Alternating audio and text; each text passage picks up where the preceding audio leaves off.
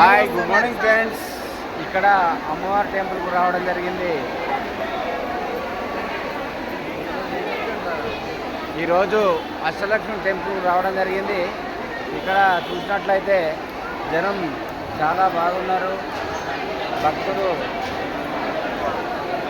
చాలా వచ్చారు.